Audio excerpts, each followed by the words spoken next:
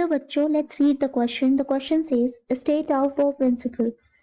So the first question is state Aufbau principle, and the second part is which one is having the higher energy, last electron of Cl minus or last electron of O2 minus. Give reason for your answer.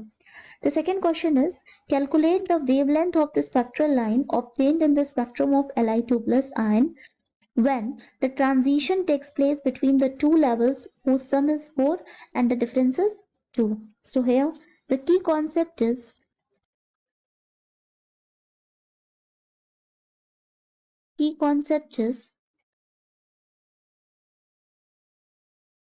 Aufbau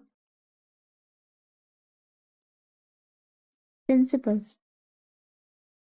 Aufbau principle, also called the building up principle or the Aufbau rule, states that in the ground state of an atom, in the ground state of an atom or ion, electrons, atomic orbitals of the lowest available energy level before occupying higher energy levels. ठीक है, मतलब आउबा principal ये कहता है कि electrons जब fill होंगे atomic orbitals में तो सबसे पहले जो लोएस्ट एनर्जी अवेलेबल एनर्जी के जो लेवल्स होंगे, ठीक है, उनमें सबसे पहले फिलिंग होगी, देन उसके बाद हायर एनर्जी लेवल्स के ऑर्बिटल में फिलिंग होगी इन एन एटम और ions in the ground state. So the sequence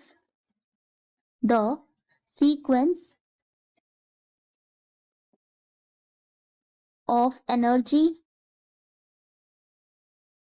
levels is 1s, 2s, 2p, 3s,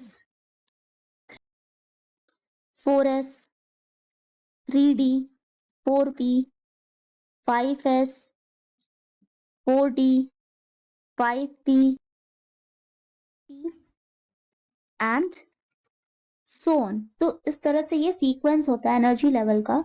so it means कि फर्स्ट 1s में सबसे पहले फिलिंग होगी एंड देन उसके बाद 2s में होगी. So the first sub shell is filled before the 2s sub shell because the lowest available energy level जो होते हैं उनमें फिलिंग जो होती है वो पहले होती है एंड आफ्टर उसके क्या होती है, जो हायर एनर्जी लेवल्स में फिलिंग होती है. So this is the aufbau principle. Now the second question is which one is having the higher energy, last electron of Cl minus और last electron of O2 minus, and give reason for your answer. Second का answer देखें तो यहाँ पर chlorine के पास chlorine has higher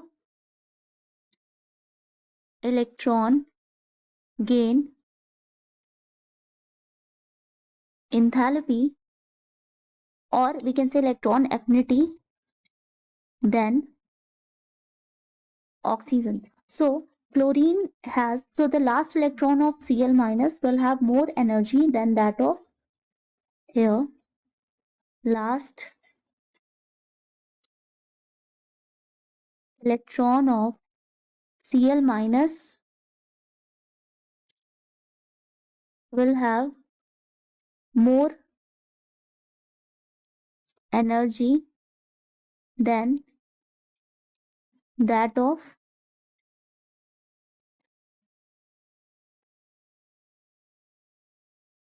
last electron of O2 minus.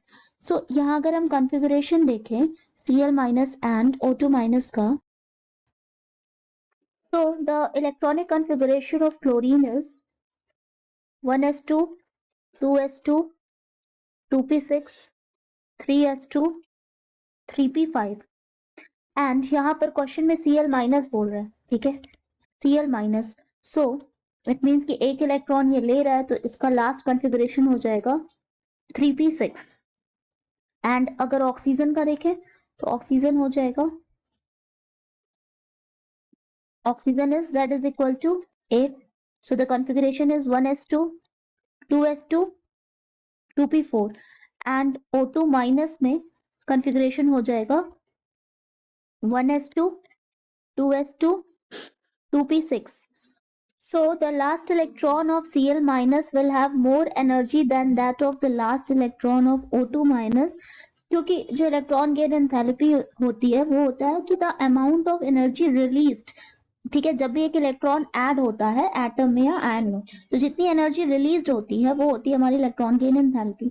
तो जो क्लोरीन है वो ज्यादा अच्छे से इलेक्ट्रॉन को वो ऐड करता है, अट्रैक्ट करता है, एंड यहाँ पर जो एनर्जी है वो हाई एनर्जी रिलीज्ड होती है, तो इस नाते जो इलेक्ट्रॉन गेन एंथैल्पी है क्लोरीन की वो ज्यादा है ऑक्सीजन से, सीधा, ठीक है। तो chlorine has higher electron gain enthalpy then oxygen, so the last electron of Cl minus will have more energy than that of the last electron of O2 minus.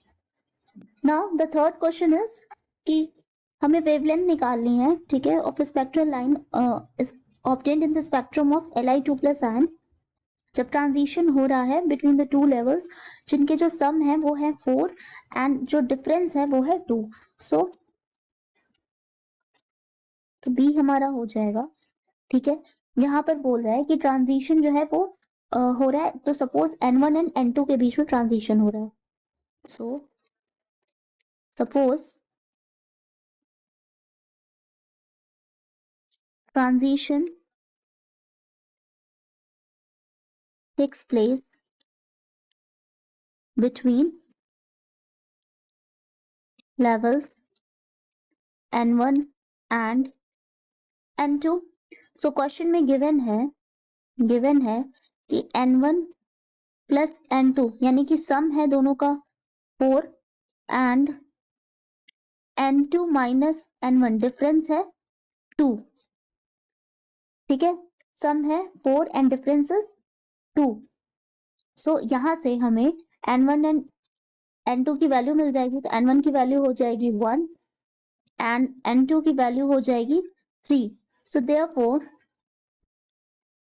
जो इससे एसोसिएटेड हमारा वेवलेंथ का equation हो जाएगा वो हो जाएगा 1 by lambda is equal to R 1 upon N square N1 square minus 1 upon N2 square and यहाँ पर Z स्क्वायर। सो यहाँ पे अगर वैल्यूज पुट करें, ठीक है, तो हमें किसके लिए चाहिए, हमें चाहिए Li प्लस 2 के लिए, ठीक है, तो एटॉमिक नंबर होता है Z इज इक्वल टू है 3, सो